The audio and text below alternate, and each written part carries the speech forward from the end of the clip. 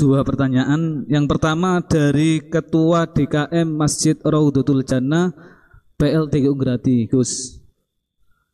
Yang pertama yaitu Allah Subhanahu wa taala berfirman di dalam surat Kahfi ayat 110, Qul innama ana basyarum mislukum yuha ilayya annama ilahukum ilahu wahid faman kana yarju liqa'a rabbi falyamal amalan shalihan wa la yusyrik bi ibadati rabbih ahada. Yang artinya, katakanlah Muhammad, sesungguhnya aku ini hanya seorang manusia seperti kamu yang telah menerima wahyu bahwa sesungguhnya Tuhan kamu adalah Tuhan yang Maha Esa. Maka barang siapa mengharap pertemuan dengan Tuhannya, maka hendaklah ia mengerjakan kebajikan dan janganlah dia menyekutukan dengan sesuatu pun dalam beribadah kepada Tuhannya. Di sini barang siapa ingin bertemu dengan Tuhannya, maka hendaklah melakukan kebajikan dan jangan menyekutukan dengan sesuatu apapun dalam beribadah. Yang dimaksud di sini bertemu dengan Tuhan itu seperti apa? Yang kedua, melakukan amal kebajikan itu seperti apa? Jangan menyekutukan Tuhan dalam beribadah itu seperti apa? Niku Gus. Satu pertanyaan Gus. Satu pertanyaan ada 3 kategori. Ngapunten Gus. Bismillahirrahmanirrahim. Pertanyaan itu bagus sekali karena hal yang sama dialami Rasulullah SAW. Jadi ketika Nabi ngendikan man ahabba liqa Allah ahabba Allahu liqa'ah wa man kariha liqa Allah kariha Allahu liqa'ah. Jadi terus sahabat tanya, bagaimana itu ya Rasulullah? Wa kulluna yakrahul mauta, katanya. Siapa yang senang ketemu Allah, wa senang ketemu dia. Siapa yang enggak senang ketemu Allah, wa juga enggak suka ketemu dia. Dan sahabat ya sahabat ya manusia ya, zaman itu ya iskal ya, tapi semua kita ini enggak siap mati. Jadi kalau ketemu Allah itu pikirannya orang itu ya mati. Nah, yang tanya enggak siap juga kan kalau mati. Terus Nabi memberi penjelasan, tidak ada orang muslim, orang mukmin kecuali sebelum mati itu yang calon ahli surga itu diperlihatkan surganya. Jadi mamin ahadin ilka waqad alima maq'adahu minal jannah awinnar. Ketika melihat surga yang sudah gemah ripa, sudah luar biasa. Mungkin kalau para cowok yang bayangkan bidadari banyak, cantik-cantik, gak minta belanja. Ning donya wis elek jaluk aneh-aneh kan ruwet tuh. Nah, itu terus langsung seneng pengen ning swarga. Jadi kalau ada orang mati kok tidak semangat, berarti belum dipertontonkan surga. Nah, ketika dipertontonkan surga kan sudah tidak ada kerja, tidak ada atasan, tidak ada bawahan, tidak ada istri cerewet, tidak ada teman bodoni, pokoknya di surga itu kan enak semua. Nah, terus seneng. Lah kira-kira liqa Allah ya seperti itu. Ketemu Allah itu artinya ketemu ridhonya, ketemu kebaikannya. Itu resep pertama, tentu tidak boleh syirik. Syirik itu menganggap ada kekuatan lain setara dengan kekuatan Allah. Jadi kalau orang tawasul sama Nabi, sama wali, sama habaib itu tidak syirik, itu kan tetap Allah itu punya kekuasaan mutlak. Kita ini butuh orang dekat, bukan mensetarakan orang dekat ini sama Allah Subhanahu wa ta'ala. Itu jelas tidak ada orang Islam yang punya perasaan ada kekuatan lain setara dengan kekuatannya Allah Subhanahu wa ta'ala. Makanya Nabi sudah menjamin, saya tidak pernah takut kalian melakukan syirik, karena siapapun yang punya iman pasti tidak akan mensetarakan yang lainnya sama dengan Allah Subhanahu wa ta'ala. Jadi makanya keyakinan ahli sunnah, keyakinan guru-guru kita, wasilah itu tidak termasuk syirik, karena ya di hatinya sama sekali gak ada hukum penyetaraan. Maknanya syirik, tasyrik itu kan mensetarakan. Jadi itu penting dicatat ya, supaya kita clear, tidak ada perasaan seperti itu. Nah, caranya ada syirik gimana? Ya tadi dielmoni lah, dielmoni. Misalnya kamu senang seseorang, di kuburan ya sendiri, ketemu hisab ya sendiri, apa-apa sendiri. Misalnya kita dicintai banyak orang, ketika di kuburan ya dibiarkan sendiri. Misalnya munamuni seneng Gus Pak, misalnya aku mati baru ditinggal. Nah, ya kan sama aja, baru dipendem gitu. Makanya guyonannya sahabat itu guyon tapi masuk akal itu. Ketika Rasulullah wafat itu semua sahabat dilupakan kali itu Rasulullah sehingga berani mengubur. Lupa semua. Setelah datang, pulang semua ketemu Sayyidah Fatimah. Ya Anas, kamu tadi ikut cara basa Jawa mengubur Nabi. Wah, terus diingatkan sama Fatimah, kamu teganya, kamu semua mengklaim mencintai Nabi, kenapa taksu alaihi turab? Kenapa kamu menguburkan dengan tanah? Itu semua sahabat nangis semua. Cek teganya kita mencintai kemudian kita yang mengubur. Tapi sama Allah sama itu dilupakan semua. Kalau enggak dilupakan enggak ada yang berani mengubur. Ya jadi saya ulang lagi ya, jadi mencintai Allah itu gampang kok, karena Allah baik, reputasinya baik. Makanya masyhur kan Nabi Dawud didhawuhi Allah, Habibni ila ibadi. Itu dicerita di kitab Ihya, di kitab Syauqin.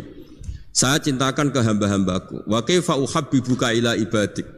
Bagaimana saya mencintakan engkau pada hamba-hambaku? Dawuh Allah di hadis qudsi itu, kenalkan uzkurni bil hasanil jamil. Ya, kamu cerita saya tentang yang baik-baik saja kan. Dikasih bumi. Misalnya saya sendiri kalau bayangkan itu gampang. Kalau saya dikasih rumah Habib Ahmad setahun gratis, saya akan muji beliau orang baik. Padahal hanya setahun dikasih gratis. Kita dikasih bumi Allah itu sampai kita mati, oksigen sampai kita mati, tanpa bayar. Padahal kalau kita di rumah sakit oksigen 3 hari aja sudah nguras. Ya contoh yang gampang-gampang saja. Gara-gara tidak syukur kan tomak kamu. Bayangkan nikmat itu ya punya Alphard, istri 4 neriman semua, rukun semua. Terus yang 3 digonta ganti ya gelem semua. Lah gara-gara kaya itu ya yang masalah. Padahal kalau kita dikasih rumah orang, Alphard orang gratis itu senengnya. Lah Allah ngasih apa coba? Makanya uzkurni bil hasanil jamil. Sudahlah kamu nyebut saya itu yang baik. Fa innahum la yadhkuruni ilal jamil, kata Allah di hadis qudsi itu. Mereka ingat saya itu juga yang baik. Baik. Dan makanya ini kan latihan, walakinna wa habbaba ilaikumul iman wa zayyanahu fi qulubikum. Makanya saya dakwah itu ya yang gampang-gampang saja. Ya semuanya Islam ilmu swarga. Ya memang dawuh Nabi gitu, mangqala lil wa dakhalal jannah. Lah kita gara-gara khawatir dasar hati cilik, mangqala la ilaha illallah gak dakhalal jannah sik. Nak taate ngene matine ngene panjang sekali catatannya. Setahu saya ngapalkan hadis itu tidak ada catatannya. Mangqala la ilaha illallah tahu-tahu kok sekarang banyak apa? Catatannya banyak. Ya coba artinya gini lah, kalau kamu hati cilik ya hati cilik ngarang kitab enggak apa-apa, bisartika kata tapi tetap saja itu enggak dawuh Kanjeng Nabi. Monggo nak ikhtiyat nggih monggo, tapi ya jangan terus saking ikhtiarnya terus dawuh Nabi semua dikasih catatan. Kan kasihan Kanjeng Nabi dawuh mangkala lu taqallal jannah. Ada resmi catatan ya hanya mukhlison biha qalbuh itu resmi itu. Tapi mukhlison biha qalbuh ikhlas yang dimaksud itu kata Ibnu Hajar Al-Asqalani itu la khaufan minas silah. Dulu orang munafik lafadzkan la ilaha illallah itu karena takut gak dianggap Islam. Zaman itu istilahnya khaufan minasilah. Tapi kalau orang Indonesia karena ada ancaman bagi yang tidak Islam, ya hampir pasti ikhlas karena gak ada takut apa coba gitu. Jadi lebih gampang gitu. Ya jadi maksudnya liqa Allah begitu. Ya pasti ikhlas gitu. Terus yang kedua apa tadi? Udah tuh?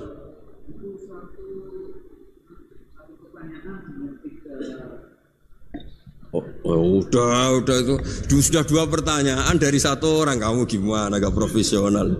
Nah, nanti kalau 1 orang tanya 1000, yang 1 1000 berarti 2000.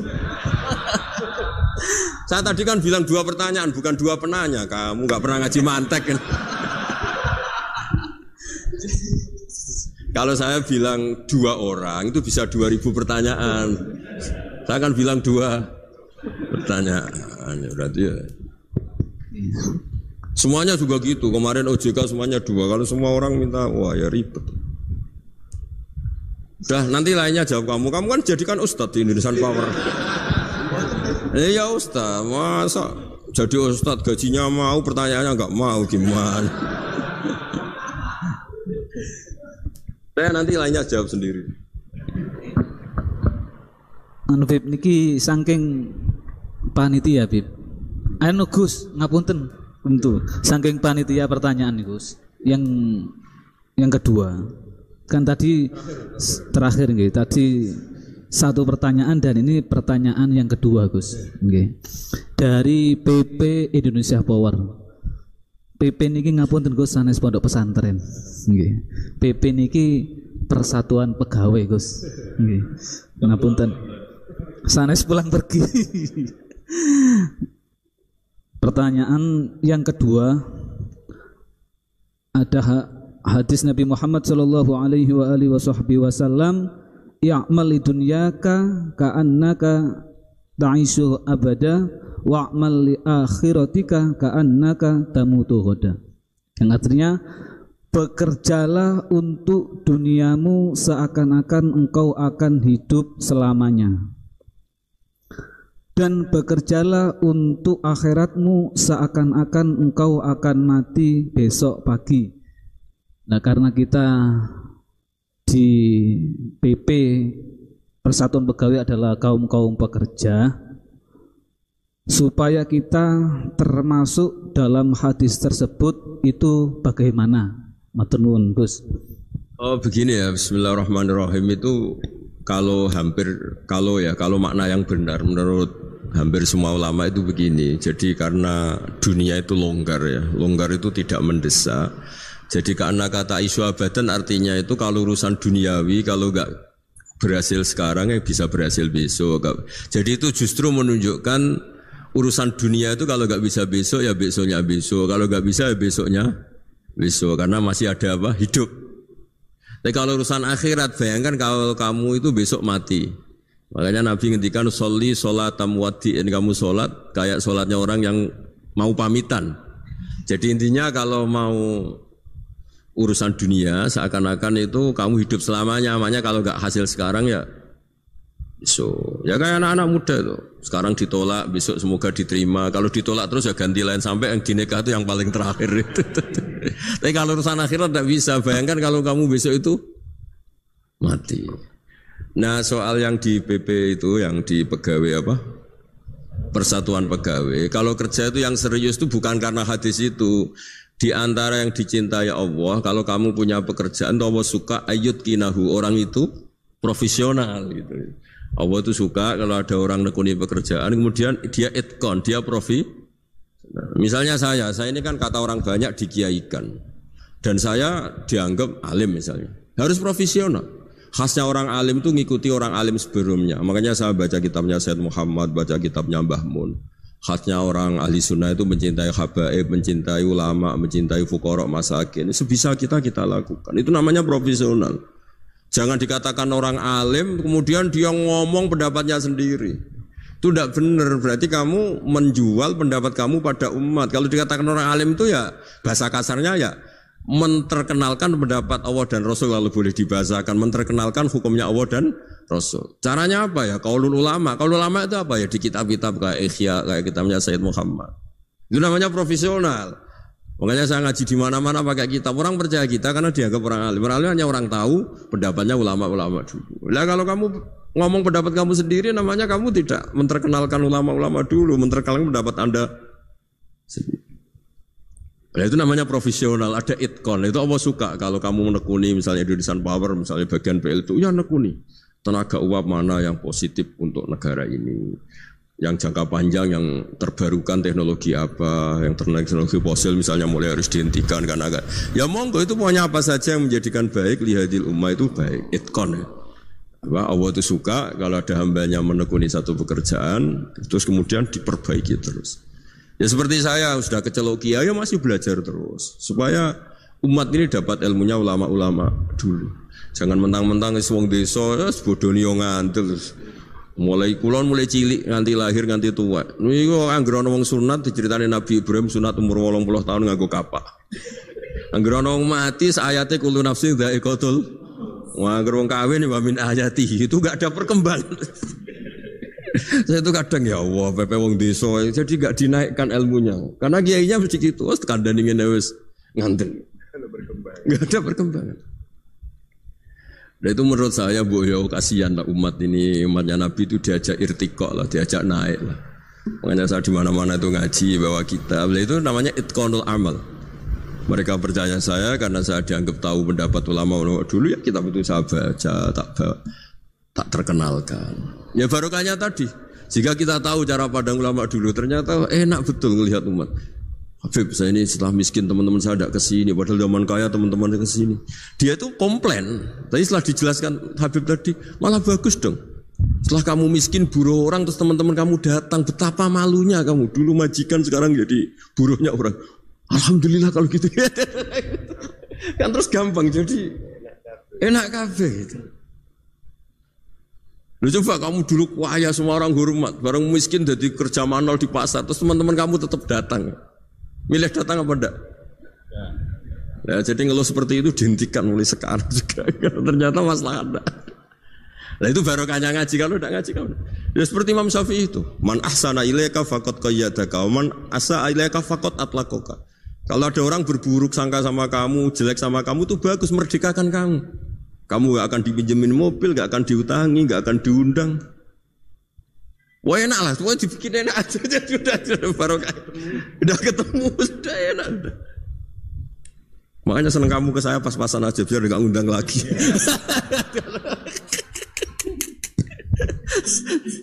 Intinya itu dikelola yang baik. Kalau pas baik ya teman silaturahim, teman berjuang. Gitu. Kalau pas nggak baik ya berarti nggak ganggu. Ya sudah. Kul kulum min indillah, sudah. Ya sudah wiridannya layak dibil hasanati illa anta wa la yazabu bisayati illa anta. Jadi hubungan dengan Allah itu ya segampang itu. Nggih, mohon ngoten nggih. Nggih, monggo.